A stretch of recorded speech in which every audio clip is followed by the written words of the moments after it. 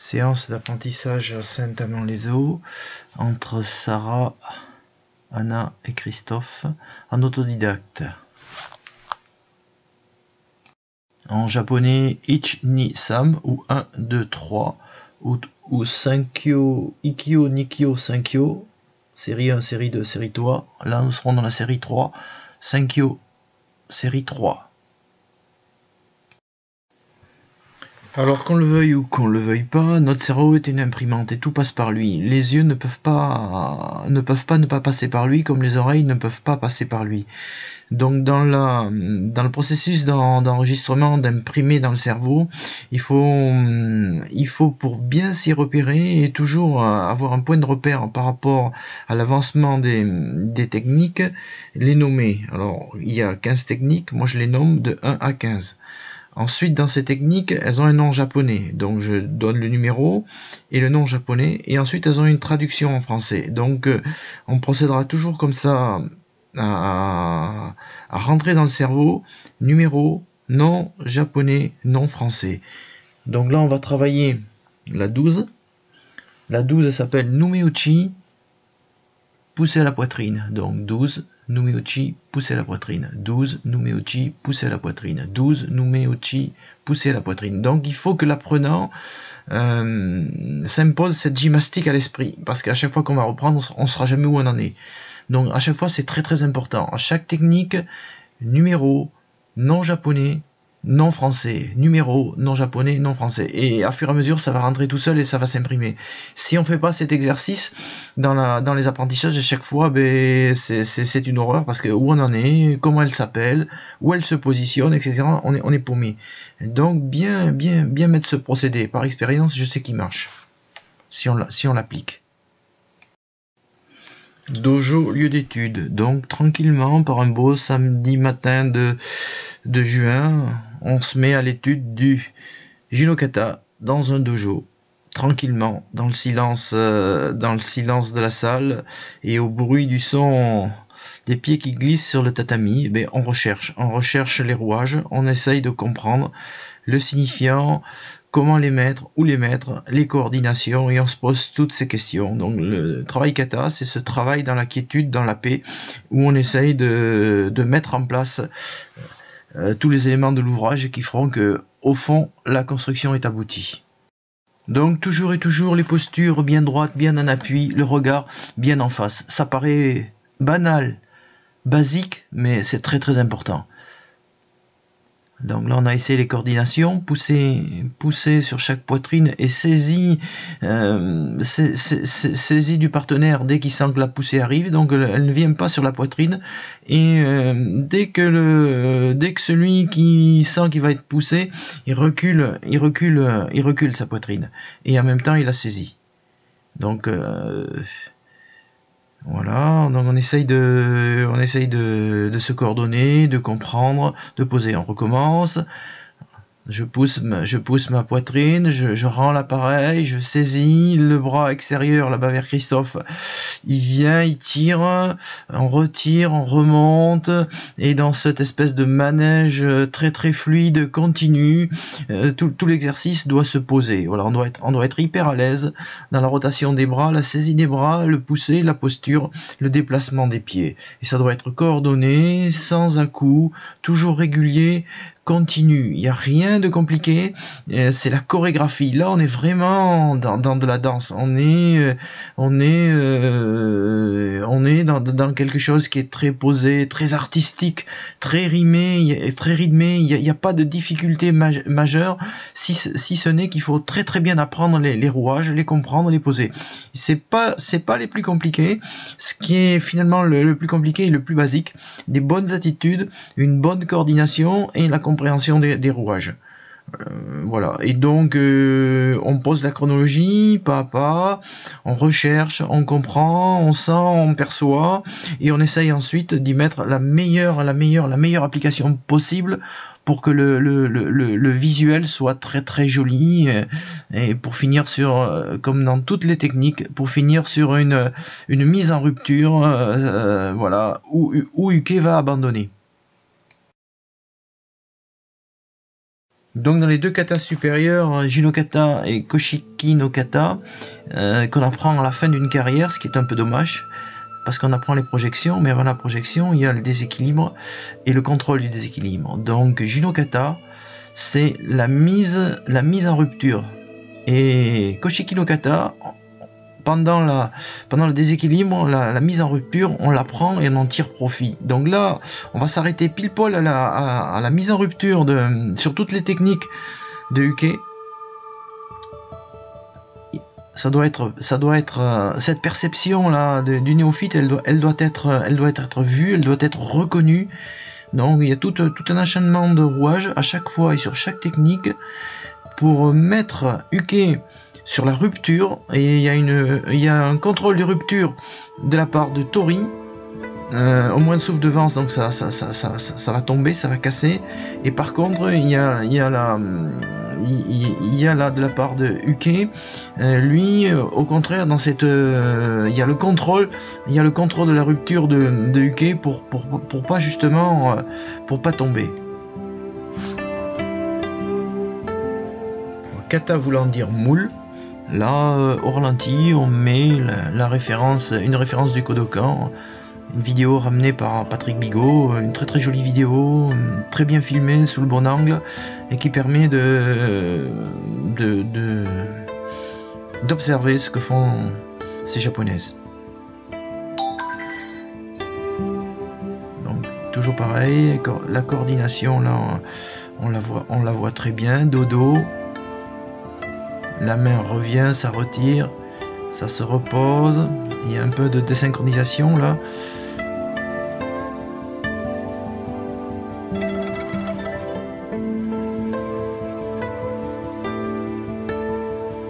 Voilà, Tori reprend à son initiative. Descend le bras, il va pousser et mettre Uke sur la rupture. Uke sur la rupture, que ce soit sur les techniques debout ou les techniques emportées, c'est-à-dire portées sur Tori, les portées doivent être à la rupture, verticaux à la rupture. Et là, on la voit très bien cette rupture. Si Tori lâche, Uke tombe. Donc c'est la caractéristique de ce Jinokata, dans la continuité amenée à la rupture. Dans la continuité, donc c'est facile à dire, ça demande une recherche et un travail complet pour obtenir cette continuité dans la souplesse et l'élégance. Donc recherche de nos apprenants par des moyens modernes. Donc là, on est devant ce processus où on fait confiance à nos yeux, mais les yeux n'entendront que ce que le cerveau lui dira. Ça, c'est une très très grosse leçon des katas que j'ai tirée, et elle est incroyable. Donc on a toujours besoin du sensei pour nous rappeler ce que doivent voir nos yeux. Ça paraît incroyable, c'est comme ça. Donc la vidéo va nous apporter beaucoup de choses, mais l'analyse, c'est l'expérience qui l'apporte, donc le cerveau. Technique 13, donc on revient dans le processus d'impression ou d'imprégnation du cerveau.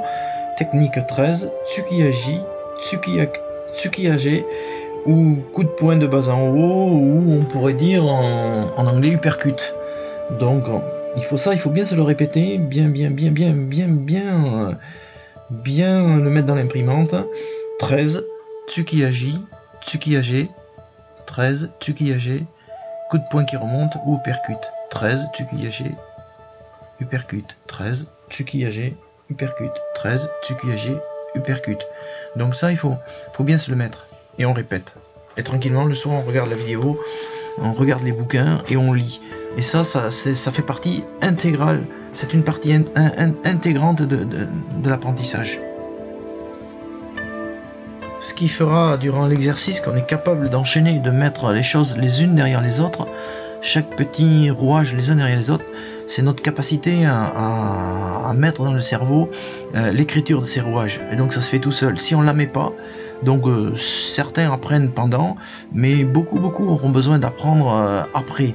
Et donc regarder, lire, se faire ce travail de mémoire qui est hyper important pour que durant l'exercice, les choses soient imprimées. Donc ça, il faut le faire. C'est hyper important, hyper important. Sans ça, c'est le trou noir, quoi. Le trou noir, c'est parce qu'on n'a pas fait cet exercice.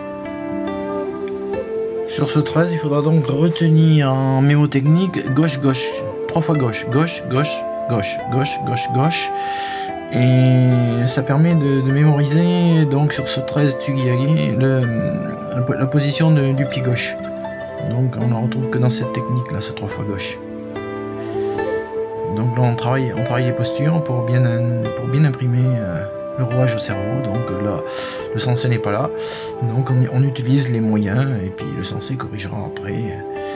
L'idée c'est de pas trop se tromper quand on va rentrer dans l'imprimante, parce que si on imprime la mauvaise couleur, après ça ressortira toujours en mauvaise couleur, et ça sera 4 fois plus compliqué après pour réintégrer quelque chose de juste par rapport à quelque chose de faux qu'on a mis dedans. Donc effacer, c'est très compliqué, donc il faut essayer d'imprimer, et c'est pour ça qu'il faut pas aller vite, le plus juste d'entrée.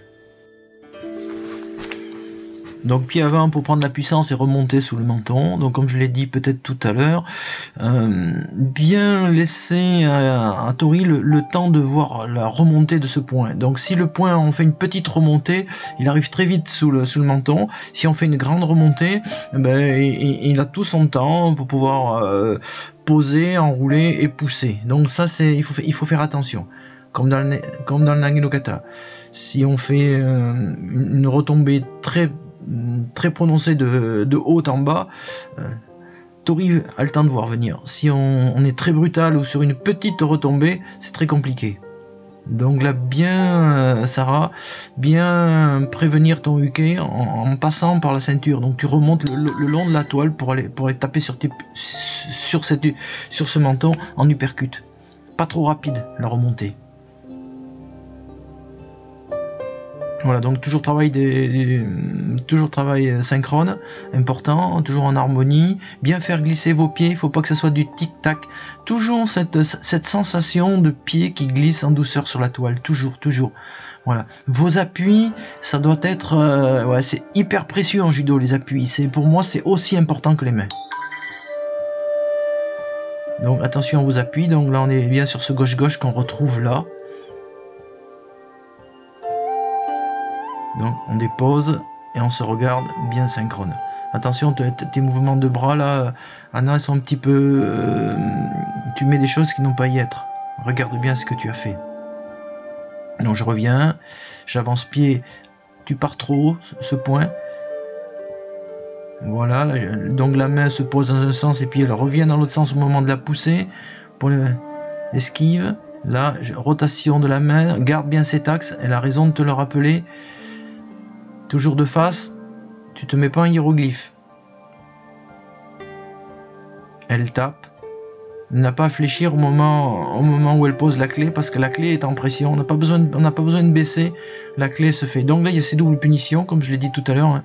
C'est mise en rupture et clé. Mise en rupture et clé. Donc là, il faut que tu amènes ton poing au niveau de la ceinture et bien remonté. Voilà. Et ça permet...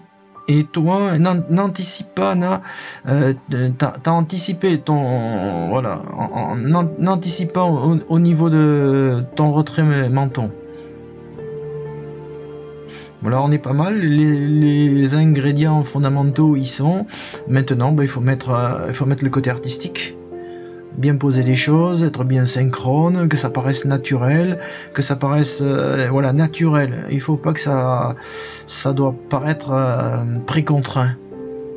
Donc il vous manque plus que ça. Maintenant, posez le naturel des choses pour que ça se fasse sans secousse, sans surprise, et que ça soit fluide, continu et en harmonie.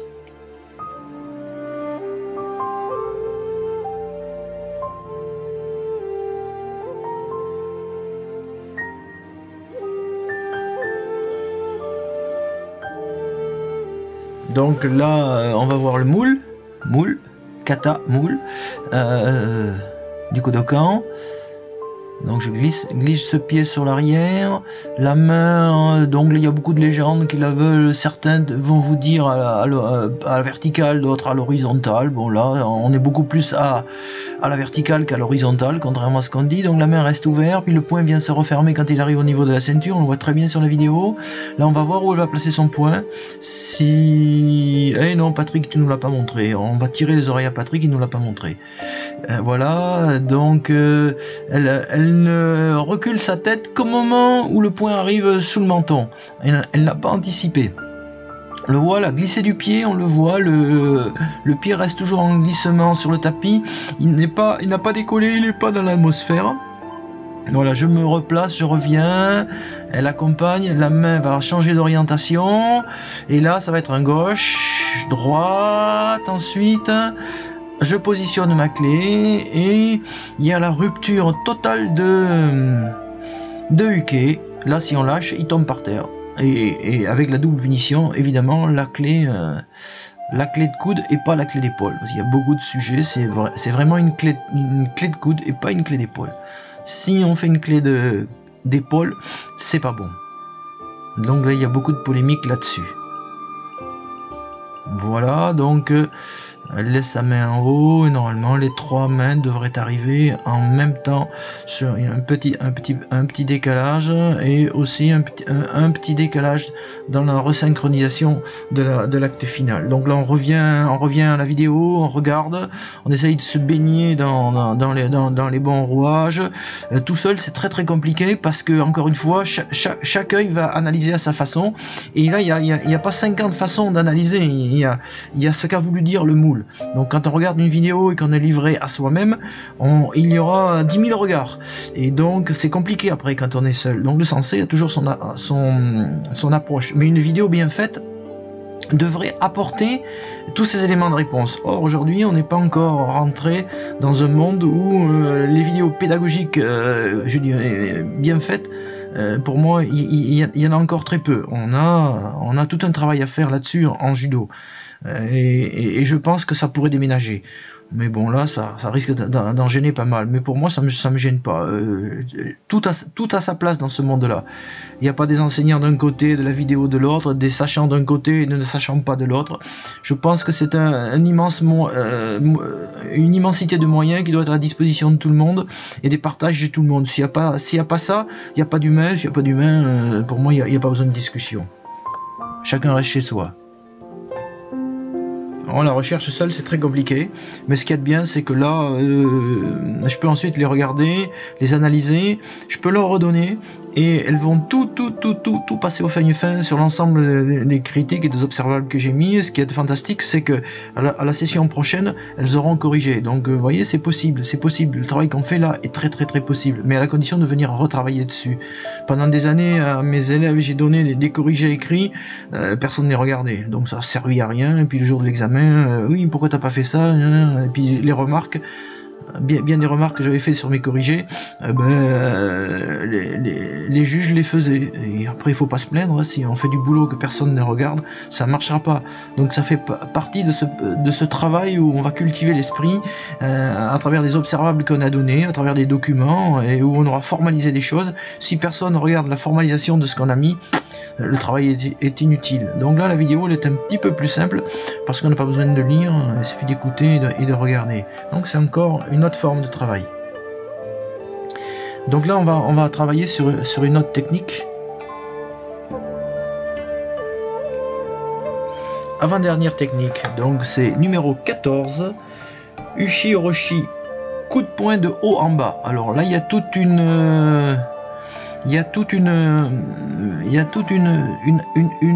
approche je dirais du moule à faire, ou culturel, c'est ce qui revient au même. Donc on va suivre, voilà, ne pose pas tes pieds en tic-tac-toc, Anna, pose tes pieds toujours en glissement parfait. Toujours cette maîtrise absolue des appuis qui est magique dans ce kata-là. Maîtriser les appuis, il faut qu'ils soient glissants et maîtrisés. Voilà, ça glisse bien, ça se pose, ça revient. Donc Là donc là je tourne, j'écarte mes doigts, je vais essayer d'accrocher les poubelles du paradis, puis je redescends, et puis au niveau de la ceinture, mon poing se referme, je le remets au niveau de ma ceinture, il va remonter ce point tout le long de ma toile, en passant sous mon menton, et se relever très haut, à la verticale, pas la main vers l'arrière, voilà, à la verticale. Je vais avancer à bonne distance pour venir frapper le dessus du crâne de Uke. Là tu étais un petit peu en avant, Sarah, ça doit tomber pile poil sur le crâne de ta partenaire.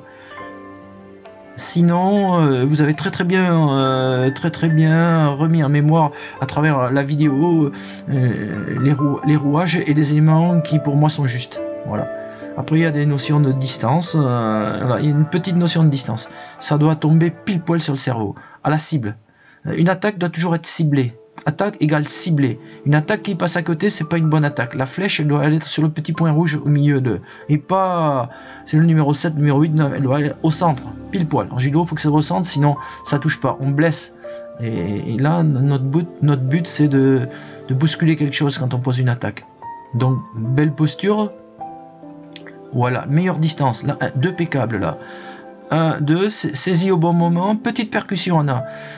Tu dois la percuter un petit peu et continuer en toc toc dans la progression. Là, glissement des appuis, posé derrière, donc là on voit pas ce que ta main ne colle pas devant, hein. Ta main ne vient pas rabattre sur la poitrine de Uke. Là vous avez été synchrone, ça revient et on se repositionne pour la dernière technique. Donc super, beau boulot.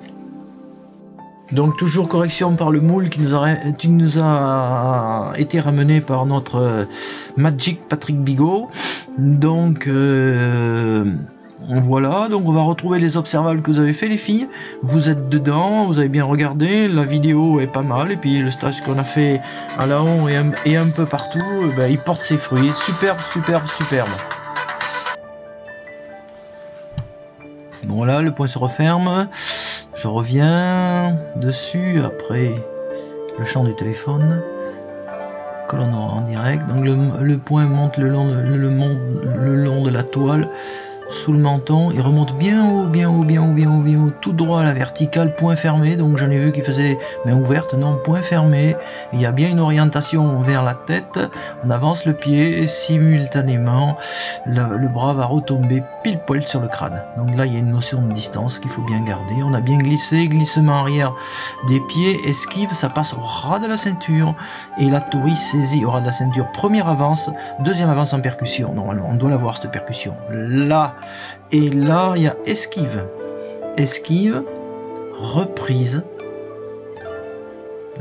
au coude, posture droite, Tori fuit dessous, il va aller remettre son pied d'appui un peu en avant de la ligne de pied ou en arrière de la ligne des pieds de Uke, en arrière de la ligne des pieds de Uke, pas en avant, voilà, en déséquilibre, main ouverte. Là, saisie poignée, on la voit très bien. Réorientation des points d'appui, toujours ces points d'appui glissant. On fait toujours glisser. Les pieds sont toujours au sol. Voilà, il faut faire un effort particulier sur ce kata sur les points d'appui. Et là, je tire. Je tiens oreille contre oreille. Voilà, très jolie posture. Abandon. Alors on peut ramener la main un peu plus haute, là elle la ramène à mi-hauteur, donc là on épilogue beaucoup sur ce qu'il faut la ramener plus haut, il faut la relever un petit peu. Tout ce qu'on voit c'est que les doigts sont bien droits, bien serrés, ça c'est un identifiable parfaitement observable, on les voit, les doigts sont toujours bien collés, bien serrés sur la toile, sur le côté, sur la cuisse. Donc repositionnement final pour la dernière technique. Là, dans la préparation, la technique 15, avec un petit gadget au niveau des doigts qu'il va falloir faire. Pour ça, on a tout le temps de l'apprendre, un petit peu compliqué. Donc, c'est 15 Ryogan Tsuki. 15 Ryogan Tsuki. Donc ce Ryogan Tsuki, il s'appelle aussi en traduction piquer des mains aux yeux. Donc on doit avoir la main en fourchette pour piquer sur les deux yeux. Donc cette main en fourchette pour piquer sur les deux yeux, elle n'est pas très difficile. Donc là, comme le montre Anna, la main elle part dos de main vers le haut, on la positionne sur le côté de la ceinture et ça va tout en avançant le pied. Là, Sarah, tu m'as avancé le pied après. Il faut quand la main avance, le pied avance en même temps en glissant. Voilà. Donc là, du premier coup, on met presque tous les observables dedans. Là, on a bien ciblé. Par contre, là, dans ton porté, là, tu es en caoutchouc, ma pauvre Sarah, en caoutchouc. Il faut être bien gainé, bien droit, en crayon. Ma fameuse théorie du crayon et de tout. Bon, ça, on va y venir parce que ça commence à se former. Là, l'idée, c'était de mettre tous les rouages dedans parce qu'il y en a vraiment beaucoup dans cette technique. C'est un feu d'artifice de rouages. La 15 de Ryogan Tsuki, il y a vraiment beaucoup de rouages. Moi, c'est celle où j'ai eu le plus de mal à assimiler parce qu'il y avait beaucoup de choses, action, réaction, on part, on revient, action, réaction, on part, on revient. C'est vraiment un cocktail d'action, réaction. Et là, c'est très très formateur au niveau du judo. Donc, les mouvements, le salut, la fermeture, tout et tout, c'est cette dernière, et puis comme on le sait en judo, on n'a pas le droit de se rater la dernière, parce que c'est la dernière impression qui donne vraiment, la dernière impression est souvent décisive dans la démonstration de quelque chose qui va être noté et qui doit dire bon ou mauvais. Voilà, donc on revoit un tout petit peu de salut, on l'a vu, on l'a revu. Là, t'es un petit peu coincé, Anna. Hein. Là, t'es plus dedans, ça se voit de suite. Donc, même ces exercices qui sont anodins de déplacement, il faut s'appliquer, y mettre beaucoup d'amour. Il faut jamais relâcher, jamais relâcher. C'est très concentratif. Je sais pas si c'est français, mais voilà, il faut se concentrer sur tous ces exercices. Donc, voilà, on reprend ce talon levé, là je suis pas sûr qu'il est un petit peu trop levé là, Anna. Voilà, voilà, maîtrise, là on essaye de savoir un petit peu ce qu'on fait. Dans la séance 40 ou 50, voilà, toujours de l'enveloppement.